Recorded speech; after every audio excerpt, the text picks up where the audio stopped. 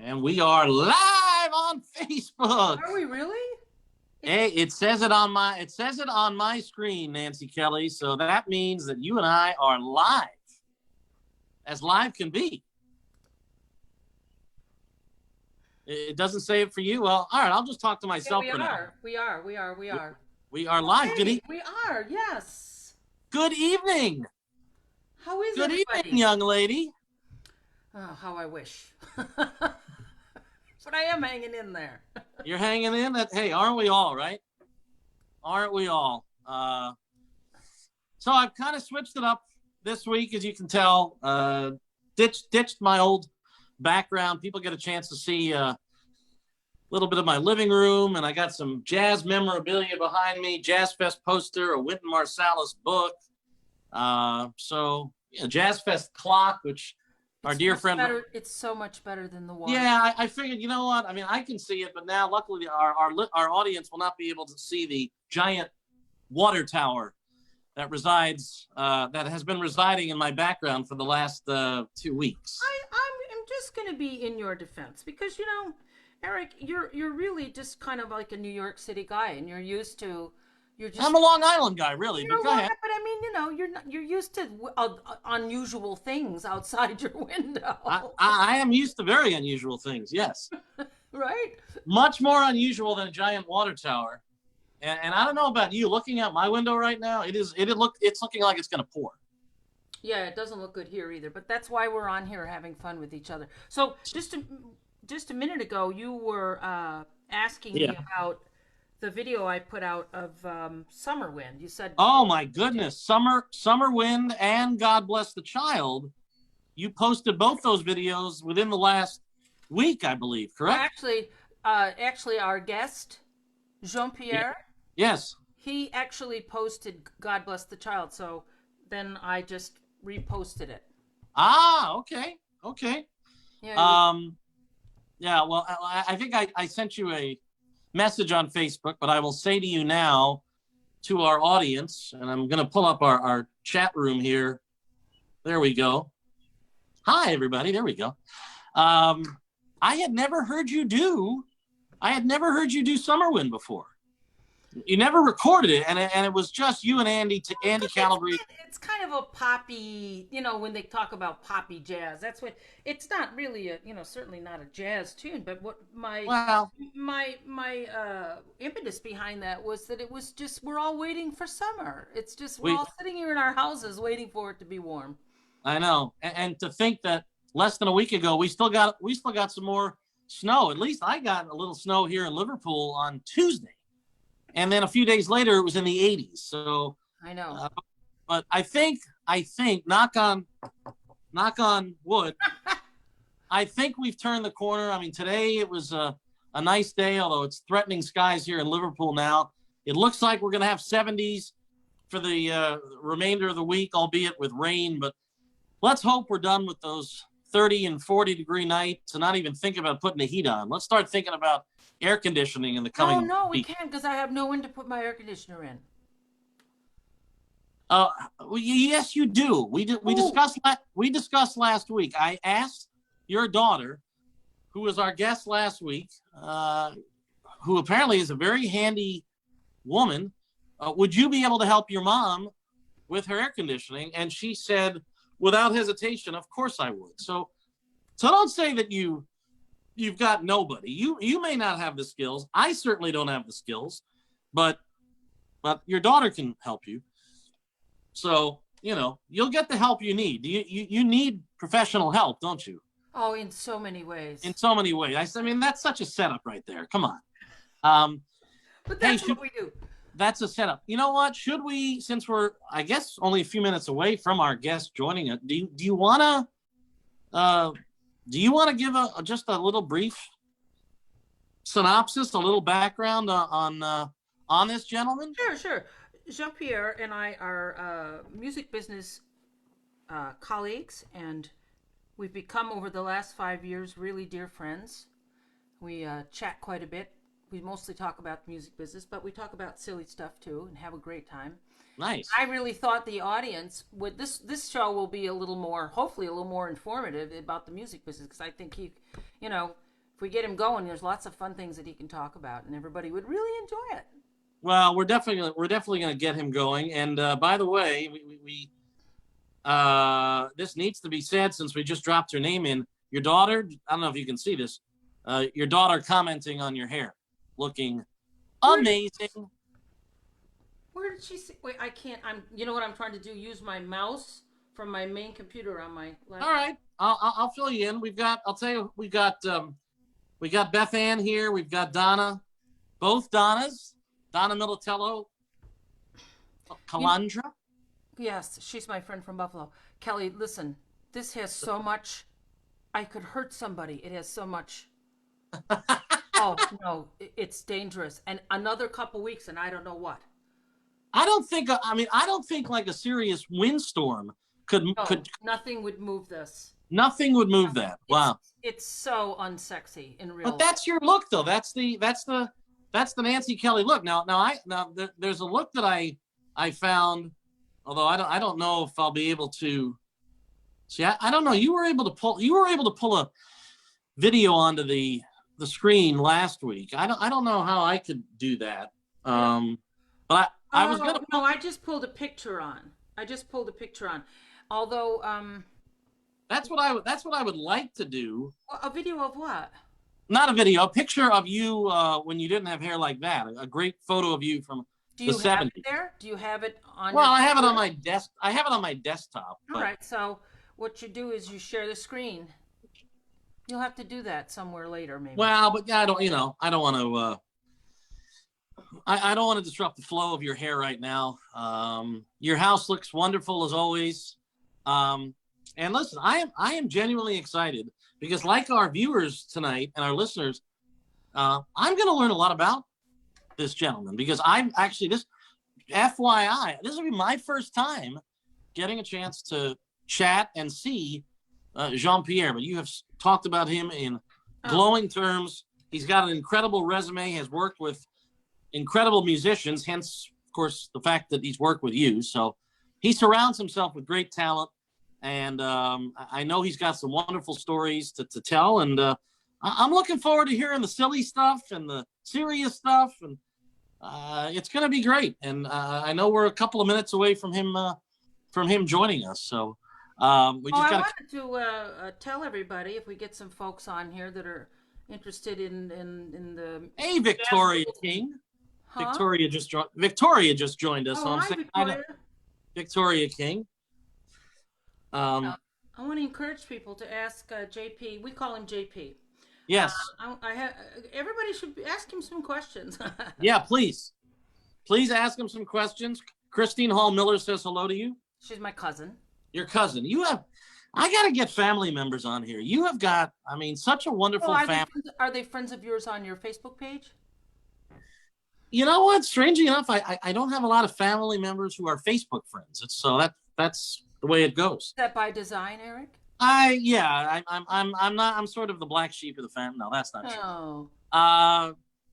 No, but you know what? It's fun getting to know your family, and of course, last week, let me just reiterate before Jean-Pierre comes on, what a wonderful time I had last Sunday chatting with you and your daughter for Mother's Day.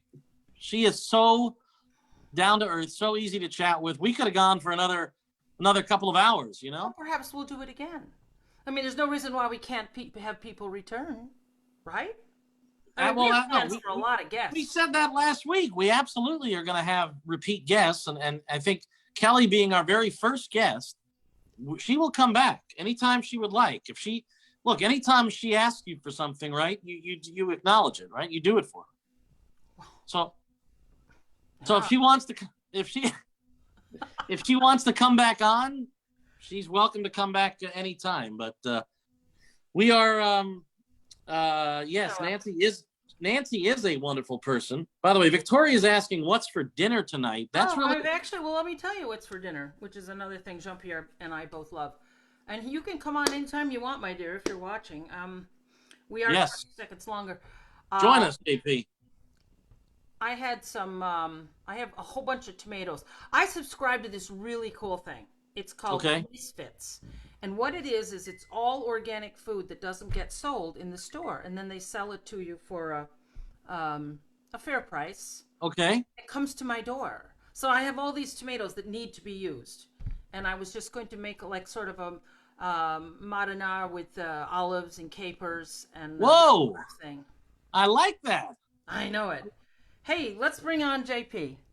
JP's ready to join us right on time. I like it. Punctual.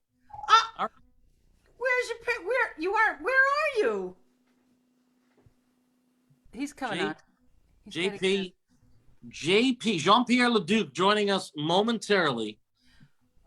I am excited. I was thinking about him today with the bass and he plays with an orchestra up in Montreal. He lives in Montreal. Right. And I was just thinking about it. Here's another person who's not going to be playing. Yeah, it is. I mean, we should mention we have begun a reopening of sorts here in Central New York. However, live music and clubs that let me try that again. Present live music. A little tongue-tied there. That's going to be probably. Do you see who's here, my dear? Oh, wait a minute. Well, I you know what? I had to. Whoa. Can you hear us, JP? Oh, excuse me. He's smiling. Did that picture just show up?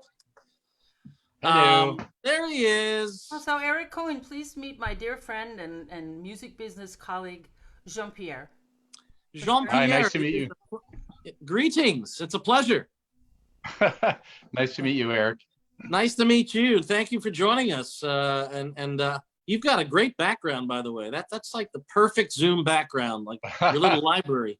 Yeah, I'm trying to make it seem like I know about book learning. Oh no. We're going to go all the way there already to the before times. Oh, I think I've got two. What do I have to do to get off? Okay. Oh, get off the world? Do you want to get off the world? Okay, I think a lot of us do. Okay, I just have to fix something here. Where am I here? What did I do? What did you do? I forgot what the question was already. I went off to some old thing like get off the world. Okay, here we are. Okay, so can you both hear me properly? Yeah. Yeah. Okay. I can hear you loud. What happened was I had Facebook on, so I was hearing everything twice and hearing myself twice. So I turned that off, and then if I want to look at what people are saying, I'll just do it on my phone. All right. Yeah. Whatever way, because some people. Okay. Whatever works. Yeah. Yeah. Yeah. Absolutely. So I thought we would just. So why don't you tell everybody how you and I met? Oh. We met because Mark Murphy. I think we met. Didn't we meet when Mark was alive still, or no? It was after. But in any case, no. I knew about. He was. I knew about Nancy from Mark while he was alive because he told me, and he wasn't a huge fan of that many singers, but quite a few. I mean, but I'm just saying he wasn't. How do you say, effusive with his praise? But when he liked somebody, he was definitely not bullshitting because it meant something when he said something. So obviously when he passed, I was very upset, and I thought that Nancy and I started informally talking about things, and then we just thought, let's try and do something. So we still are. Of course, we can't now, but we can still plot and plan. We met by on Facebook. Yeah. Do you remember? I started texting you. I don't know why. You had said Oh, here's to you. Oh, cheers. Yeah. It's my empty glass, but it's okay. Oh, okay. Well, we'll have to. Before he goes on. Exactly. So, so we had met on Facebook and just became friends because we both have a very similar sense of humor. And another fun thing is we also like a lot of the same things and a lot of the same people and a lot of the same music. So it was just a really natural place to be for making a great friend in the business. JP and I met on Facebook just a few days ago. In fact, we officially connected as Facebook friends. So that's right. And now we get to see one another. You know what? There's already a question for JP. Okay. It's from our friend. It's from our friend Victoria. Can you see the question, JP? Yes, now I can. Okay. So was bass, because for people who don't know, JP. Was bass your first instrument? Yes. Bass your first instrument? Yeah. Yeah. What it was. I mean, I studied, piano when I was really small, and then when I decided to become a professional bass player, I studied piano again. So I guess, but really my first serious instrument was the bass. Yeah. Okay. And I started when I was 11, and they have basses of various sizes, half size, 3/4 size, so that children can start, playing at an early age. So I was pretty tall when I was 11, but I think I was playing a 3/4 size, and then I became serious when I was 18 about playing professionally, and I play in an orchestra here in Montreal, which of course is now on hiatus because, of the COVID thing. But I've been playing in the same orchestra, which I'm a founding member of, which is called Ensemble Sinfonia de Montréal, and we're a 65-member orchestra. We do about 6 or 7 concerts a year in and around the Montreal area, and it's directed by a fantastic conductor called Louis Lavigueur. So yeah, bass really is my first instrument, and people always ask me why I would choose such a large instrument. I guess when I was a child, it just appealed to me because it's so big. Some people are drawn to the violin, some are drawn to bigger instruments. It's true. I think everybody most of the musicians I know have all started with piano. I mean, and I really encourage all my students to at least learn to play the piano. It's an important part of understanding, the whole thing. So, see, now for me, I actually started on the violin, even though my father is a pianist. But from my people ask me what was my very first instrument, it was violin back in elementary school, and then later on, I picked up the piano. Whereas you say most people, piano is generally people's first instruments. Well, I'm impressed that you were able to pick up a piano. You know what? I tell you what, I've had a hernia ever since, JP. I brought this plant here so that I could do some routines from Laugh-In. Remember the guy who would hide behind the plant? Oh yeah. I was wondering if you were. His name was Art something. I can't remember. Artie Johnson? That's right, yeah. Artie Johnson. Yeah, very good. You win 50 points. Thank you. We can turn this into a game show. Absolutely. Yeah. I remember Ruth Buzzy and Lily Tomlin and all these people.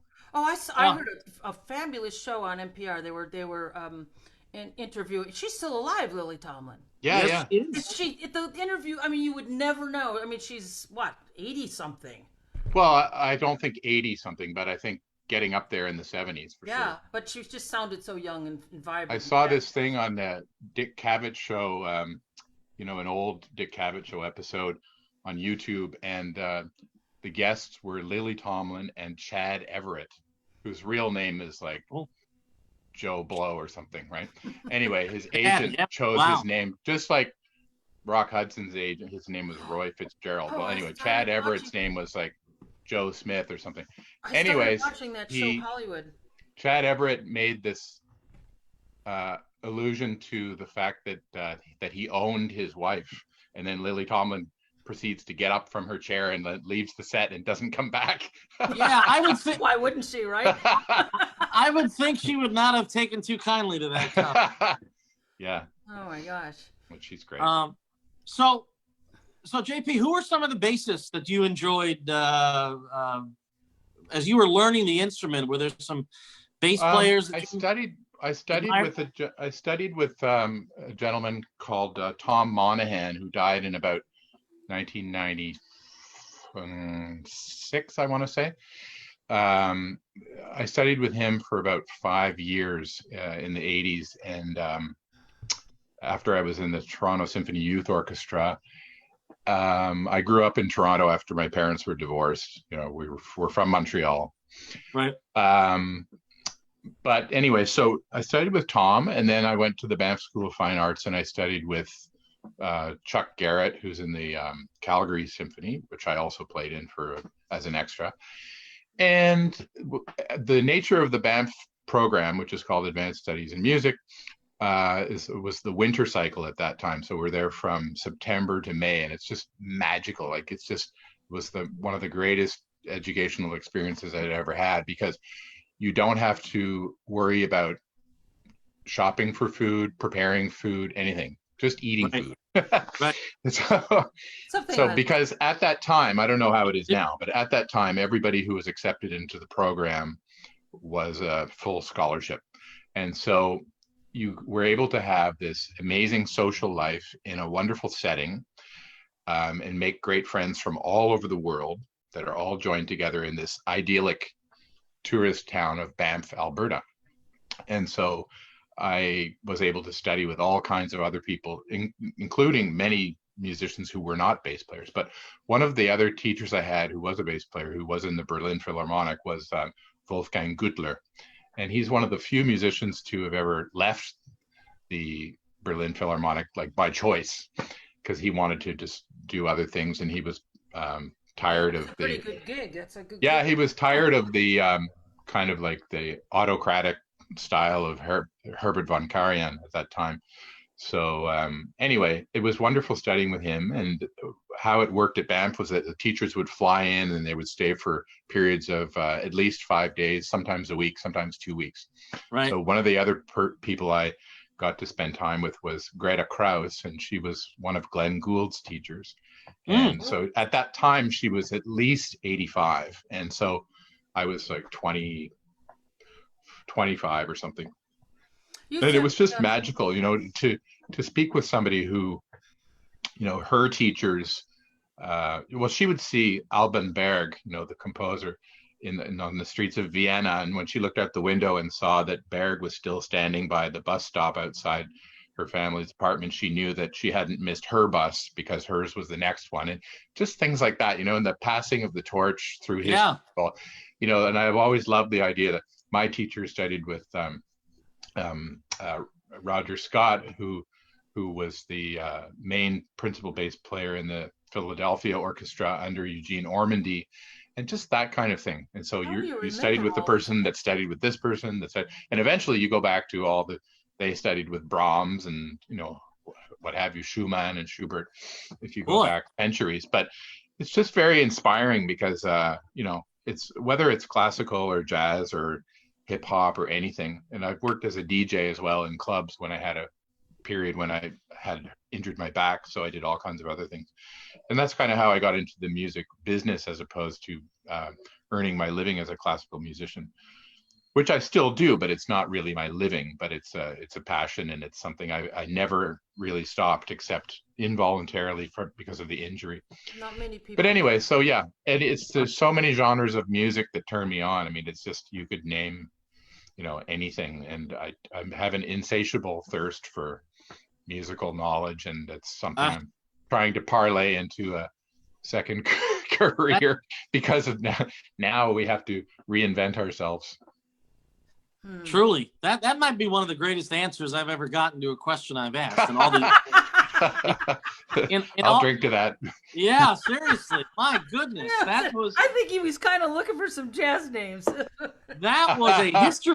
That was truly a history lesson there. My goodness. Yeah. Okay. Well, so that's how it really started, and then when I had a back injury, and then I had to reinvent myself sometime in the 80s, I decided to move to Montreal, get to know my father better, and to speak French. Pardon me? From where? When you moved? From where? Oh, Toronto. Oh, okay. Yeah. Oh.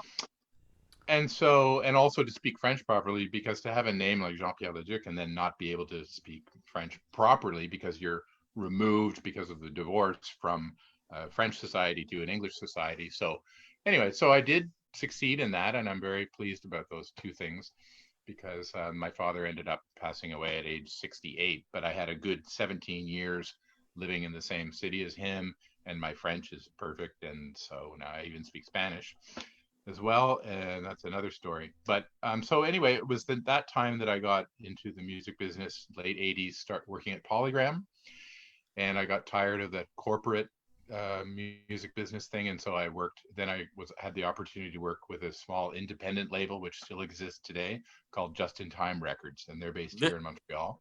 Very familiar with it. Yeah, and so I worked at Just in Time for 20 years, and then from Just in Time I overlapped into my now career, which is as a artist manager and agent.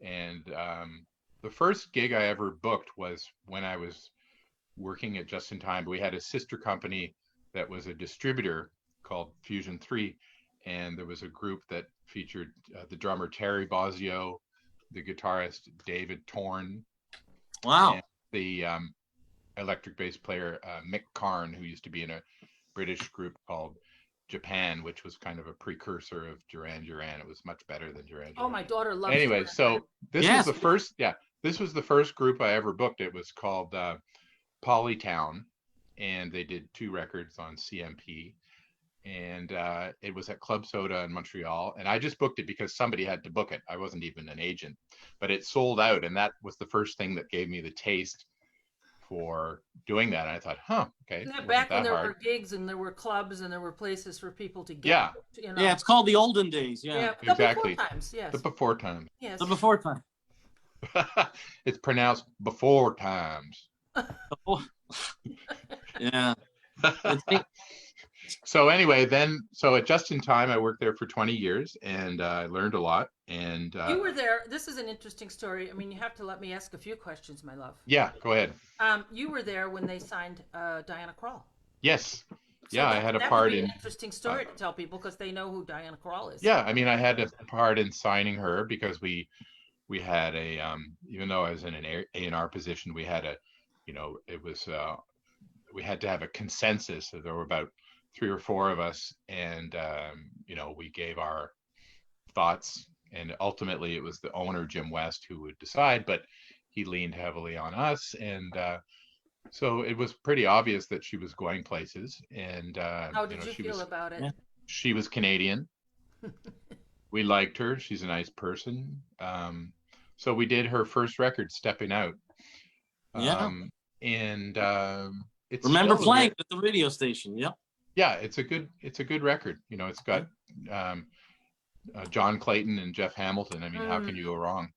Yeah, really. But when we signed her, we really didn't envisage her as a singer per se, but a lot of other people did. And I think when you're female and blonde and that have the yeah, people get ideas about and I think when somebody is a woman in jazz or a woman in film, or I don't know, people expect certain things, and for better or worse. And I think that Diana is a really good piano player and fantastic all-around musician. I never really thought of her as a singer, and I certainly don't mind her singing at all. But I wouldn't say, and I know Diana well enough to know that she would never think of herself as one of the great singers. She might think of herself as one of the great, artists of her time. Right. And I would go along with that. But I think that there's a certain kind of artist that's always needed in the marketplace. I think of her as like the Julie London of today, and I think it's high praise. Great comparison. I really don't mean it to denigrate really her whatsoever, because Julie London is absolutely one of my favorite artists. But it's popular, it's unabashedly popular, but it's also good quality.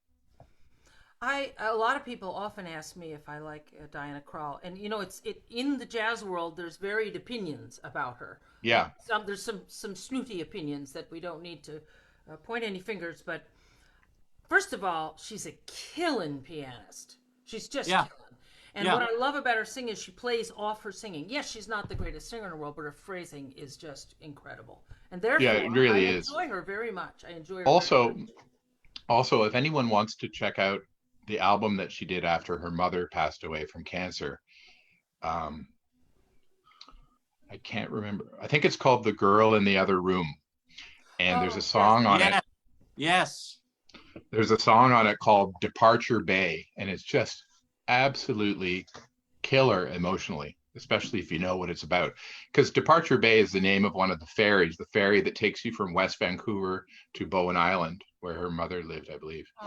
And oh no, it was, well, maybe it was. In any case, it's the name of a ferry departure place, and it's just really fantastic.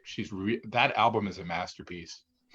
It really is. It's far more compelling than anything else she's done, and that's not to insult her other work, but it's a real object of substance. It's really a work of art. It really was when I got it. It was truly, and I had been talking to radio promoters, and they said this is not going to be like Diana's other records. This is a departure for her. And I remember getting it and hearing the title track. I think the very first track I was drawn to on the record was "Temptation," the Tom Waits song. But I do remember "Departure Bay." I think it was the last track on the record. And Elvis Costello, her husband, wrote the lyrics. Yeah, he helped with the lyrics on some of them. Yeah. No, it just showed her. It just showed her range. She was not just about singing standards. That's right. She did a Joni Mitchell song, I believe, on the. That's right. Yeah. I also just in time. I also had the opportunity to sign Carmen Lundy, and Carmen is an artist based in Los Angeles who I recently reconnected with, and we're going to work together. But of course, we can't do anything right now. But she's somebody that I signed, and because I couldn't believe that no one had signed her. We're talking about the 90s. She is the sister of Curtis Lundy, and I can't think of many other people who are brothers and sisters in jazz that are alive and working today. Good point. Or I do know the Van Loki brothers. Oh yeah, Niels and that's right. Chris, I can't remember That's right, Chris. Yeah, they're half Vietnamese. Yeah, right. I also signed Fontella Bass, the great Fontella Bass, and I did a record with her called "Travelin'," which we did right when the debates were happening in the fall of 2000 between Bush and Gore. We watched them in the studio. Oh wow! We were all screaming at the TV. And Fontella sadly passed away. She wasn't that old, but we were able to do that record "Travelin'," and she turned me on to Catfish Nuggets. Catfish Nuggets. So where in Montreal Catfish Nuggets? And she's like, "JP, you love Catfish Nuggets." Oh my gosh. That was fun. And she actually had a stroke, like a minor stroke, but still, while she was here in Montreal, recording some tracks for the Montreal Jubilation Gospel Choir. And that was as a guest, and a real trooper. I mean, it's amazing that she went through with the recording session. Amazing. Anyway, that's the time. That's the kind of artist from another time that the show must go on. Oh God. Okay. Yeah. So then we also did records with some other people that ended up being my first official clients when I started my company in 2007. My first artist was Billy Bang. I don't know. Why do I not know who that is? Yeah, Billy Bang is I pulled out a few things from my shelf so I could show people. This is, please. This is a record called Vietnam, The Aftermath. And I had heard from our mutual friend Kip Hanrahan that Billy was what they call a grunt, in Vietnam as a soldier. He was the guy that would go with a flashlight and a 45 through a tunnel and see what was on the other side, Wow. So he was in the thick of it, 1966, 67. And, he was really haunted by, it's really hard to talk about. even for me. But anyway, that was one of the greatest experiences working with him, because he was able to exercise his, his demons through music. It's amazing. Yeah. It's a really powerful piece of music. Probably the thing I'm most proud of. So. And again, let's. I'm sorry, Eric. What? No, I just wanted to mention for people who want to, after we're done, Google it and look it up again. Yeah. It's called Vietnam. The Aftermath. Yeah. Yeah. And so the idea was, I thought, okay, when I found out, I would say, oh, I didn't even know that until Kip told me that Billy was in Vietnam. And we at that point, we had done 2 records with him. And so then somebody said, oh yeah, well, Henry Threadgill was a medic in Vietnam. I said, really? Wow. And so what happened was, you discover that there's this whole sort of almost like underworld, because I say underworld because people just didn't talk about it that much, because it's so painful. I mean, I can hardly talk about it now. It really chokes me up, but that's because I miss Billy so much as a friend. So I just think about him and it just gets to me. So anyway, so then I thought, okay, well, let's get all these other musicians too that were veterans, and so we had a couple of people who were not in Vietnam, like John Hicks, and it was very cool because John Hicks is like such, a masterful pianist and a giant on the New York scene, like just a complete giant, and everybody loves him so much. But so Billy had never played with John. John wasn't in Vietnam, but other people were, like Michael Carvin, the drummer, whose wife Rhonda is at WBGO, and so it was very cathartic for these musicians getting together in the studio. It was very deep, and it was not lost on them that it was a Canadian label that was addressing this, not an American one. Yeah. Mm-hmm. And so I just asked my boss at the time, Jim, I said, look, I have this idea. Billy at first really didn't respond to me. And he thought about it for a few weeks. And then I got him some money, a budget, so that he could just not worry about gigs and he could just write the material. And he came up with these songs, and it's just harrowing. I mean, it's so powerful. Anyways, so Billy, and then also Hank Jones is another artist that I was going to ask you to talk about. Hank, I met at that same time. Hank I met later because we did a record which ended up being called For My Father, which was kind of because my father had just died, and also he was thinking of his father. Oh. I suggested it, so it was kind of nice to do that. Such a beautiful. I must say, I so enjoyed playing that record on. I dug that one up as well, so I can show you. No, Hank's one of my dad's favorites, one of my favorites, and that album that you're holding up right now, one of my absolute favorite of all of Hank's projects. Beautiful. Yeah. Beautiful. And that's that photograph on the cover is by Jimmy Katz. It's just fantastic. And it's with this album is with George Mraz and Dennis McCrell. So then a couple of years later, Hank was having problems with his then manager, who shall remain nameless. Okay. And then I just said, like flippantly, like, well, I could be your manager. He said, oh, well, that's interesting, So then he called me back. He called me like a wise owl. He called me back and he said, okay, I think I'd like to do this. Was that before or after Len Trioli? Oh, Len wasn't his manager. He wasn't? Len Triola, you mean? Yeah, Lenny Triola. Triola, do you know? Yeah. That's how I remember. But he Lenny was a friend. Triola. He was a friend. Is a friend of mine, and actually Len was the one who brought Hank to the label, which then enabled me to know Hank, which then led to me being able to work with Hank. So Hank is who really put me on the map as an agent manager, because he's such a huge artist, and it was such a joy to work with him. And he would call me at home and I would be listening to something. I said, oh, funny you should call, Hank. I was just listening to the record at live at such and such a place, and he'd say, "Oh, I remember that. So and so had to sub out, and we had to do the whole concert without drums."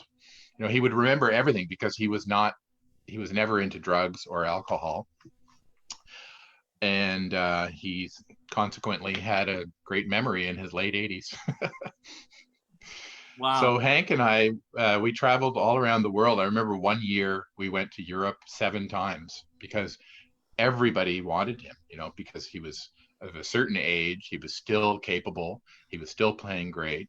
Oh. And it was very exciting to be in the wings, you know, and helping him out to the stage, helping him to the piano, and then going back. And then when he would be doing encores, you know, he would say, "What should I do? What should I do?" And I would just like pick songs out of my hat and just he'd say, and he'd go like, "Good idea," and then he'd go to the piano and do that. It's very, very exciting, you know. Oh my gosh. I saw him at the Blue Note several times when I lived in New York. But that Len Triola was how I ended up working at the Blue Note. Yeah. So oh, nice. Mutual friend that we have. Yeah, Len is a good guy. I was at the Blue. Len told me, this is a fun story. Len told me, he says, "Nance, you better get down here. There's a kid down here that David Foster got a hold of, and they're going to make him really famous. You better check him out before you can't afford to get in." So I went down, and it was Michael Bublé. Right. Yeah. And yeah, I think I've heard of it. Yeah, I kind of split after a minute, you know, because I said, well, you know, and then he's you know, mega superstar now. And JP, I believe Hank got you a Grammy nomination, correct? Hank had a Grammy nomination for the record we did with Oliver Jones for Just in Time, and it was called "Pleased to Meet You." And there was a solo track on there called "Oh, Look at Me Now," I think, and it was and there was another one called "Lonely Woman," but it's not the Ornette Coleman. Oh, not the Ornette. I was just no, it's another one. But the "Oh, Look at Me Now" was like a party piece encore thing, which is really fun.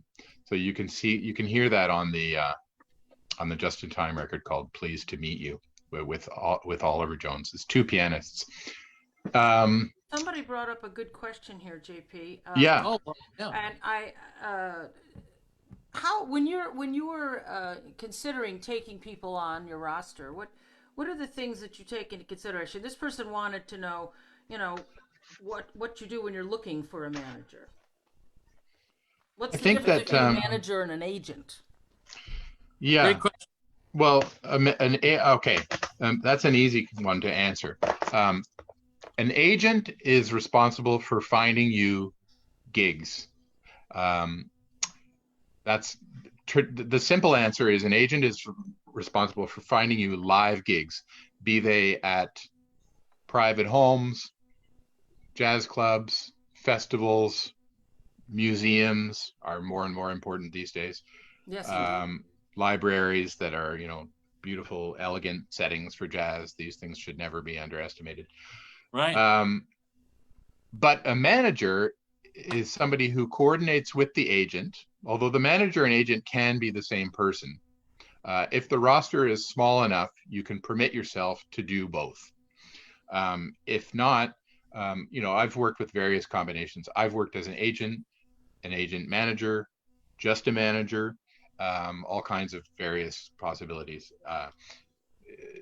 Anyway, so the manager's job is to oversee the agent as well as every other aspect of their career, like making sure that they have product to sell at their concerts, you know, or maybe ordering it from the record company.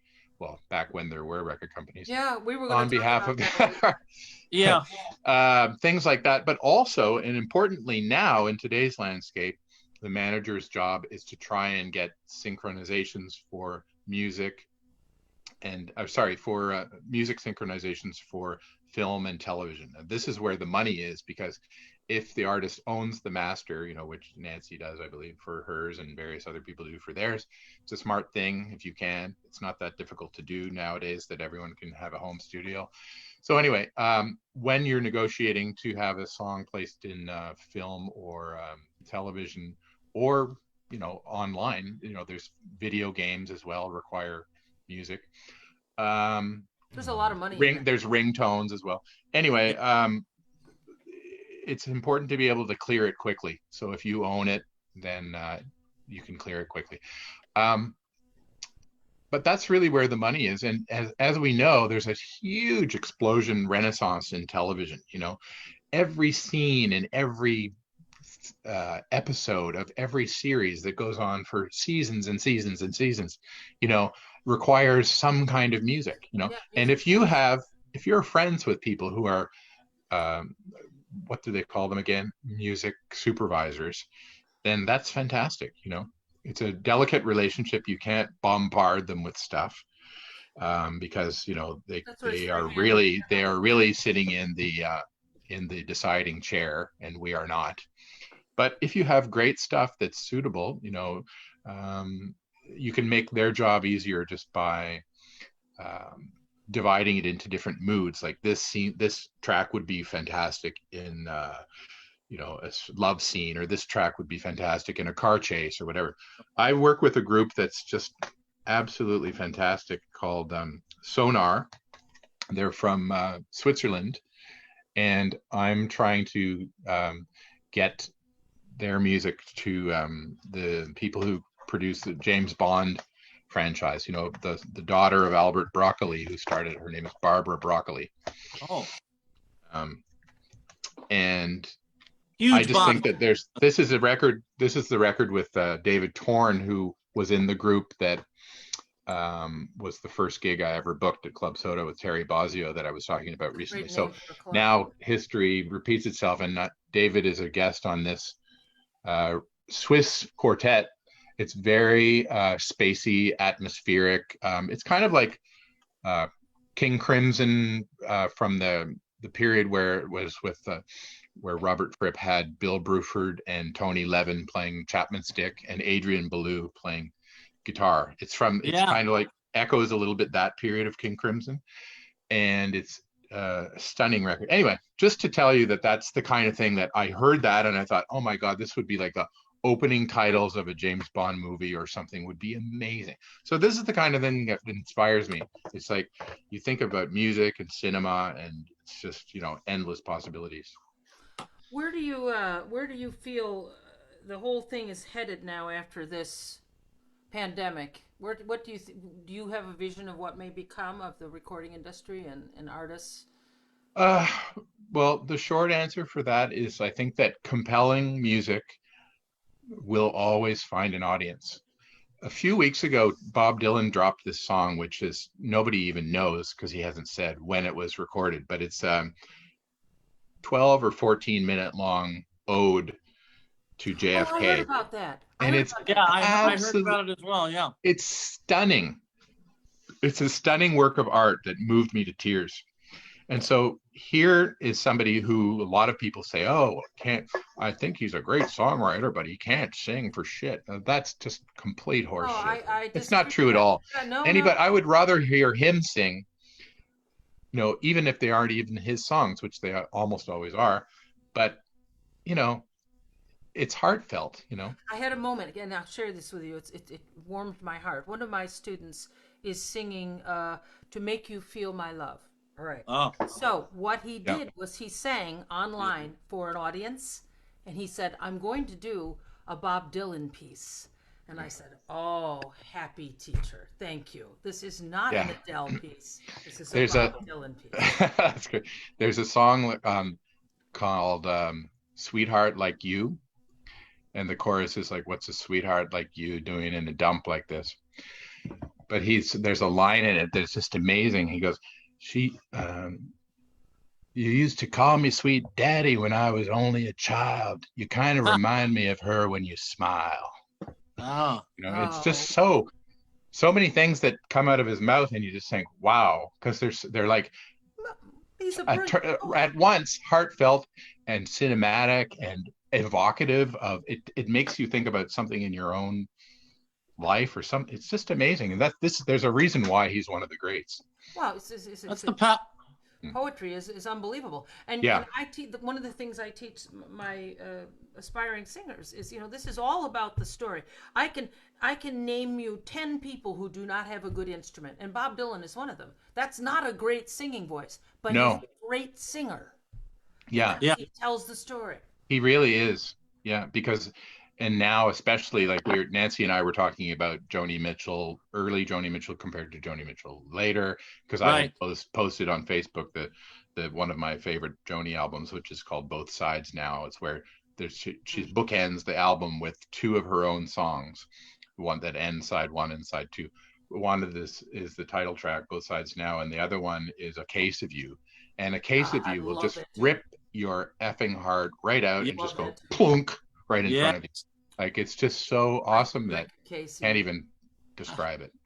I just love the power. I mean, especially in a time that we're living in right now, and we're being devoid of live music, and there's obviously live streaming going on, and you can listen to CDs, but it's just music can move you in ways that no other art can really move you. I mean, again, it can make you. Yeah, it's more. I mean, it's more. I would say it's more immediate. Although, of course, some people say they've been moved to tears by looking at a painting. I don't think I have, but I've been moved, emotionally by, nature.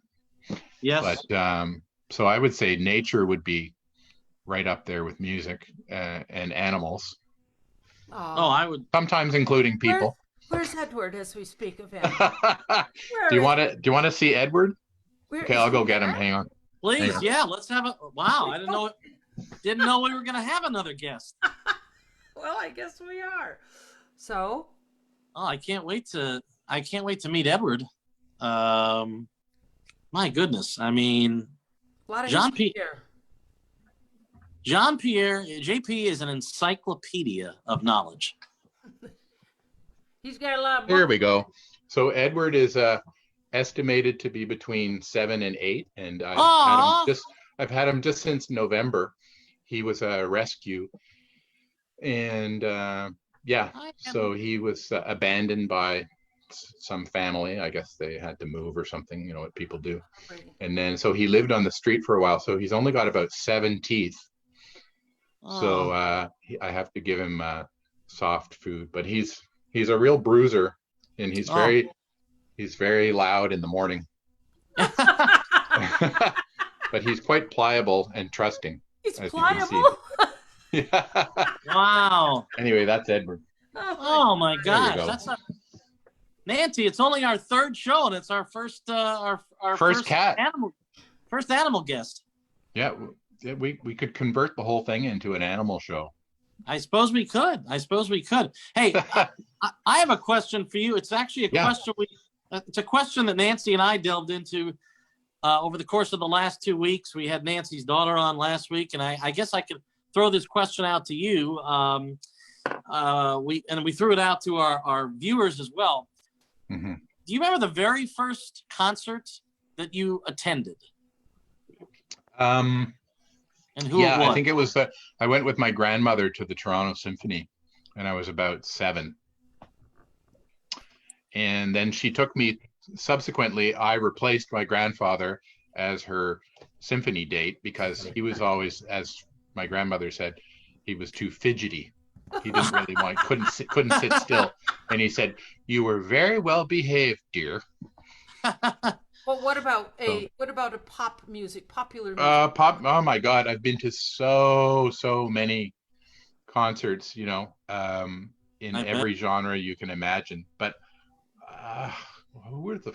what would be the first one I went to? Oh my God. Or instead of the first, do you have a favorite? Is there one concert that sticks out in your mind as, my goodness, that was a life-changing couple of hours for me seeing that? Oh my God. Oh, so many. You have such an eclectic taste. Anything good? Yeah, I really do. More so than I don't quite hear that. There's just been so many. It's hard, hard to choose, right? Yeah. Yeah, I would say some of the ones that I witnessed from the stage of Hank were just amazing. Yeah. Also, Billy Bang, some of the concerts that he did in Italy that we booked. Trying to think of in terms of, oh yeah, I went to see the Stones just the last June 2019. So Mick had to reschedule some of the shows because he had a heart procedure, but it Right. ended up being very successful and not too complicated. And so the Toronto show, which was the only Canadian show, it was in June, like almost a year ago. It was like 11 months ago. And it was just fantastic. I mean, I just love, Yeah. I love Keith, I love them all. I mean, Ron Wood is fantastic in his own right.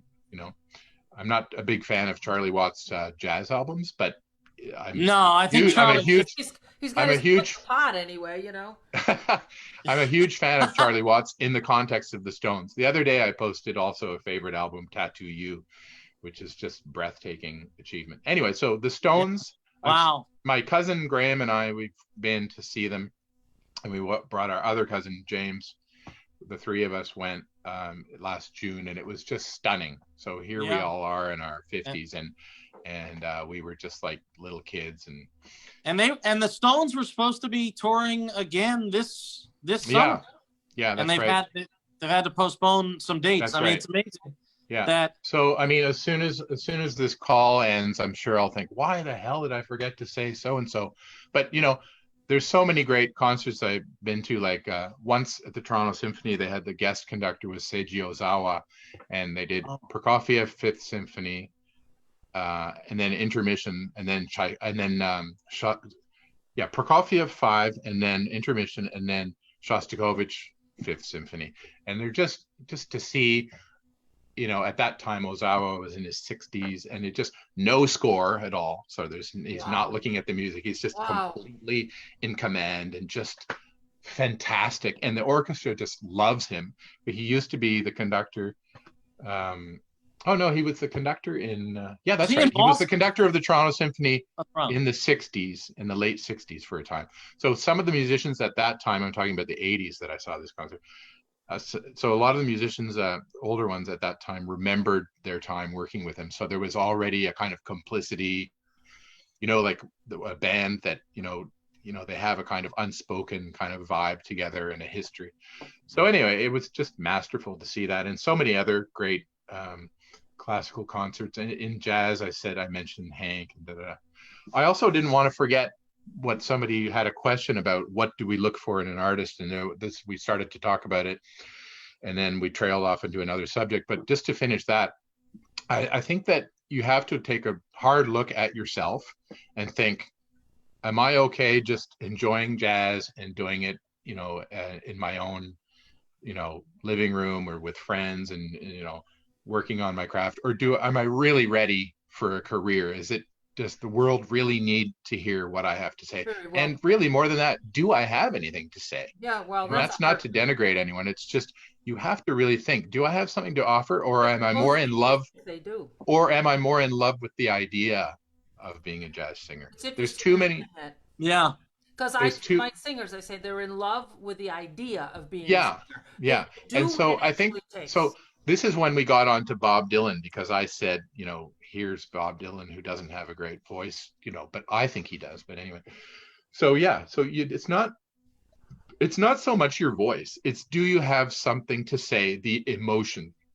Why Nancy and I, and I'm sure you, Eric, as well, are completely turned on by what Mark Murphy did, is because he just went right into the effing zone of realness right away. There's just no bullshit. You think that's and popular it was just anymore? like pure. He had like this pure line into art.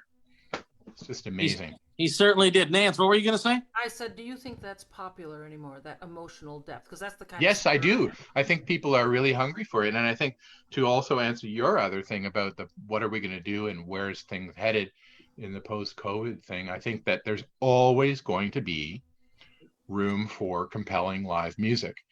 So the weird thing, and that nobody's ever really put this together until I thought of it just now, that I've seen, is that the collapse of the recorded music industry took away recorded music as a source of income, residuals and what have you for everyone from Nancy to Don Henley, you know, to Mick Jagger. And now here we are in COVID, and now the live thing has been taken away as well. Yeah. So I know. it's like we're fucked, right? Well, You know? I'm happy. But we're not. To Excuse my French. Stay visible. That's all right. We all. That's quite all right. Quite all right. we're But- Americans. We like to say that word. Yeah, we do. We're going to open up the country again. Yeah, we are. We got it open now, didn't you know? So wait a minute. So wait, I wanted to say something poignant because this you brought up a very good point. We're going a little over time, but these are great subjects that we're talking about. I mean, how does someone decide? How do they know that they have something that can be competitive? Okay. How do they know Well, I that think, it's- okay. Number one, I think you know it yourself. Like when I found out that Billy Bang was in Vietnam, I thought, oh my God, like we had done 2 records with him. I thought, what do we do now? You can't just keep churning out. The world doesn't need another trio record fronted by a violinist. Like it's, Right. you know, but this is, I thought, oh my God, this is beyond music. This is like politics, emotion, healing, psychology. It's so deep, and it's like, yeah, but I mean, so what's it's not funny- every day. It's not every day that you have something like that you can exploit. But so I think an artist, to answer your question, I think an artist has to know when he or she has something to say, you know. And listen, if you don't, and you want to spend all that money anyway, go ahead, you know. But you're not going to get anywhere. You're just not. And so I think that this is a kind of it's going to be post-COVID. It's going to be more difficult, I think, than ever to just get out there. People are going to really want to just decide I think people are going to be more choosy.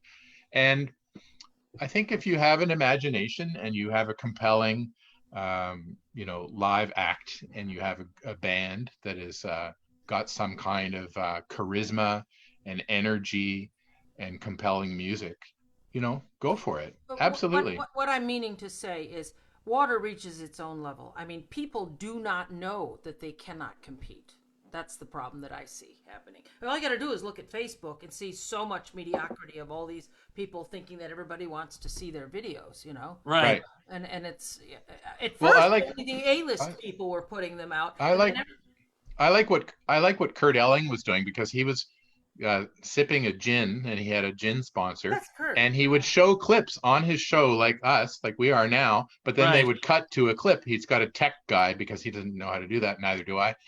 So he had somebody that was, you know, drop a clip into the thing. And so they suddenly, you would still see Kurt, but you would also see this other screen with him in Prague, you know, last year or something. Wow. So yeah, but you're right, Nancy.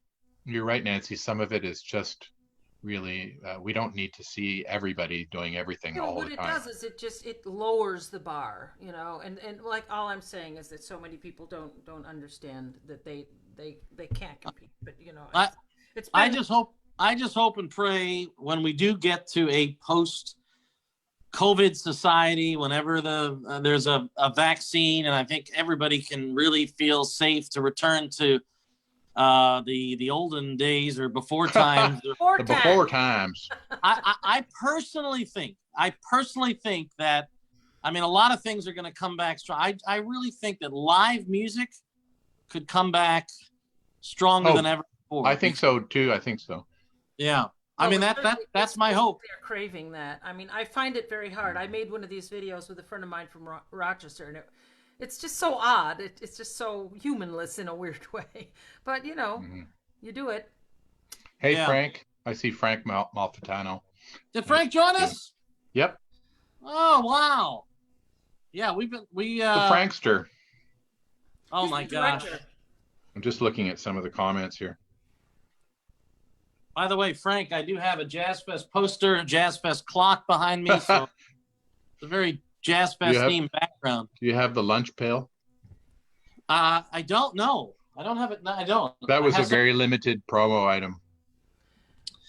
It's Now, a Frank, difficult thing for our area because it was a major festival. I mean, I can remember standing on the stage, and I mean, there must have been 20 or 30,000 people just looking out there. It was just astounding to see. 35 incredible years of the Southeast Jazz Fest, and I know that in Canada, they're blessed. They've been blessed with some great festivals in Canada, Yes. Ottawa. Yeah, and all of them are canceled, of course. Yeah. That's the sad truth. Before we let you go, I would be remiss if I as long as I have you, this is just a statement, it's not a question. But I'd be remiss if I didn't mention this woman's name, because she was always one of my favorite vocalists over the years. She's born in Brooklyn. Renee Lee. Lee. You read my mind. You didn't even let me finish, and you read my mind, JP. My goodness, yes. It's a name. Renee is great. It's a name Renee that people don't. Yeah, she's completely. Renee is wonderful all around musician. She's sadly she lost her husband about a year ago. I didn't know that. I didn't know that either. Richard Ring. He was a wonderful guitarist. Anyways, Renee is really one of the greats that's emerged from this country, which is her adopted country, as you said. Right. But she's a great singer. She's a good teacher. She's a very, very likable person, and she's a superb entertainer. Yeah. Yeah. People want to check her out. She spells her first name Ranee, Lee. And again, she's wonderful. Did a record with Oliver Jones, I believe. Yeah. It says under my picture, it says that my name is 458915. That's how I've always known. Yeah, that's your code name. I guess that was my prison number. Is that your, yeah. Well, we're going to delve into your criminal past on our next show. Is that okay? Yeah. Oh. Yeah, let's. Oh. Well. The Jean-Pierre you thought you knew, but you didn't. It's the untold story. Right. Yeah. That's right. I brought all kinds of records to show everyone, but I guess Nancy, if we're going to be killed if we continue, right?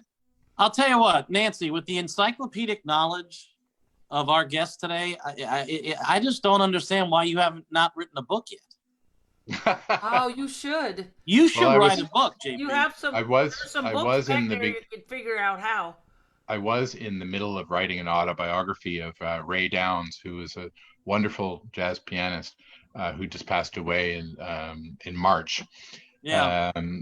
But he was a student of Oscar's, and although he was only 6 years younger, but he was a contemporary of Glenn Gould.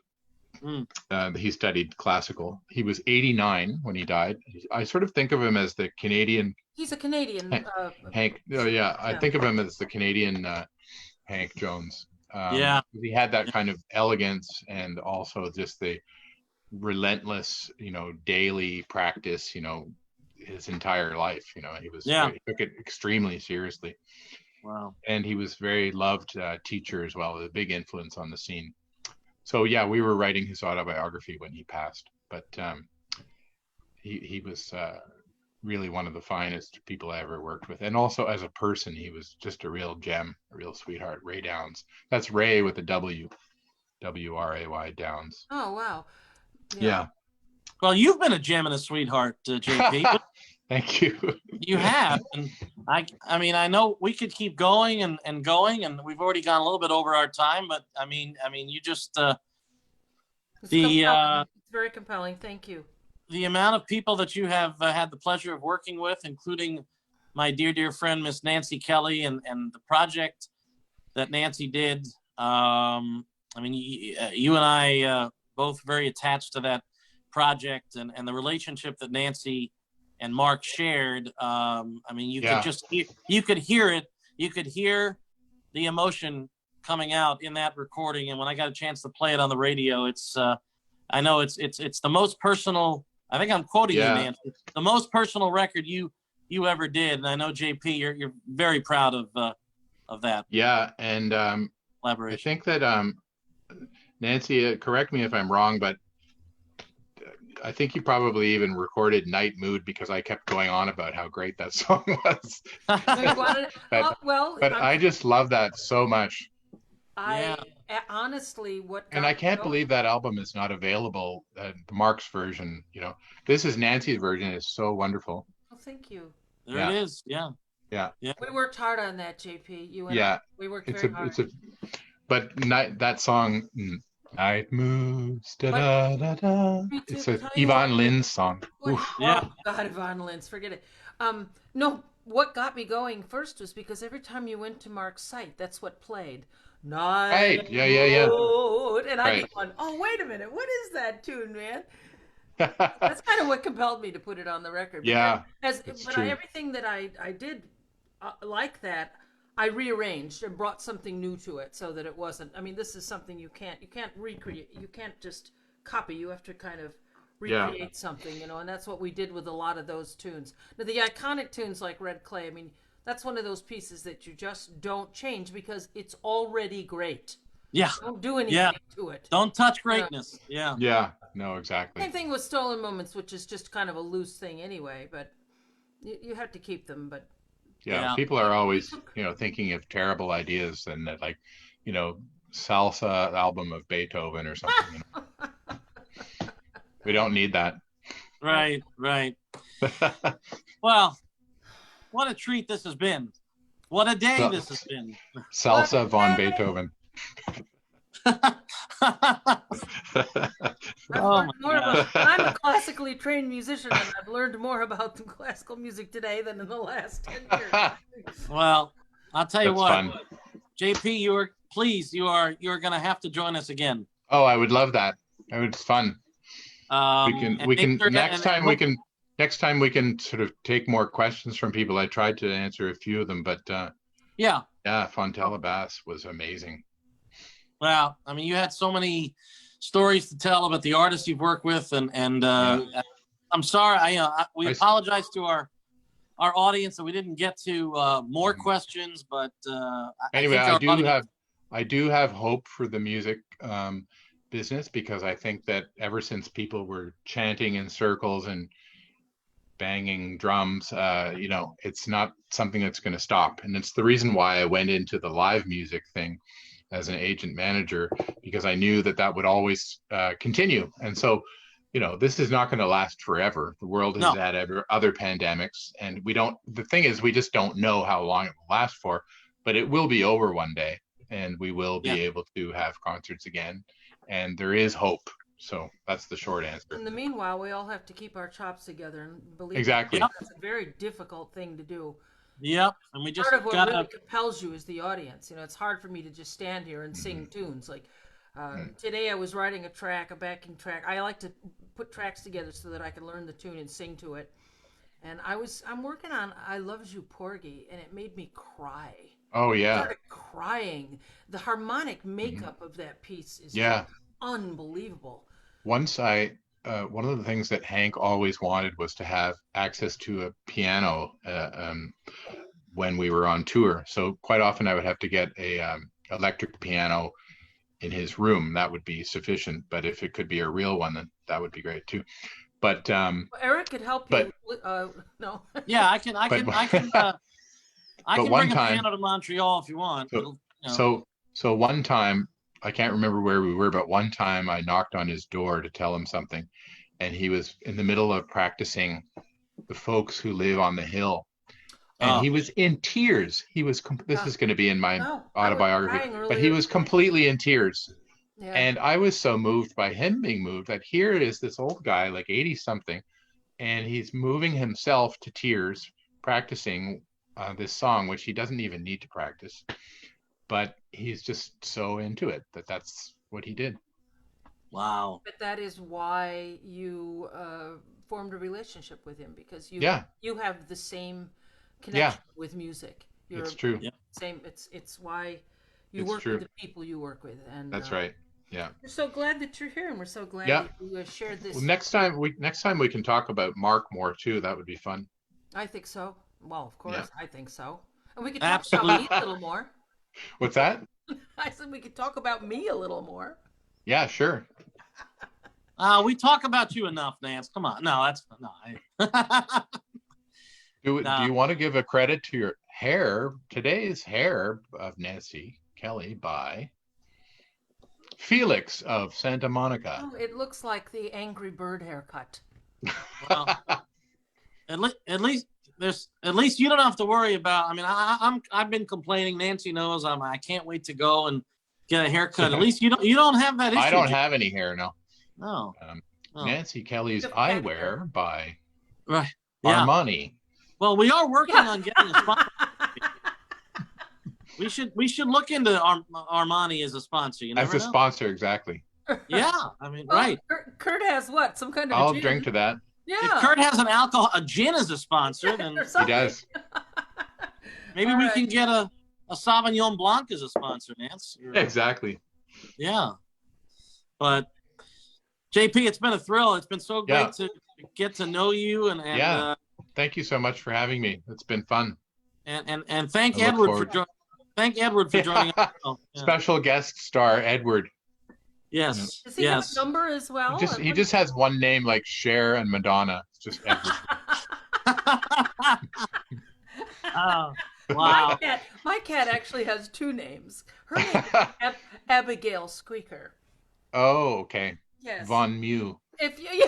Oh, Mew. I wondered if we'd get a Mew in before. She hides all the time, so hopefully Yeah. one show she'll come down and I can hold her upside down too. Exactly. Right. Good. Okay, my friends. Oh man. Well, listen, be safe and Thank you so much.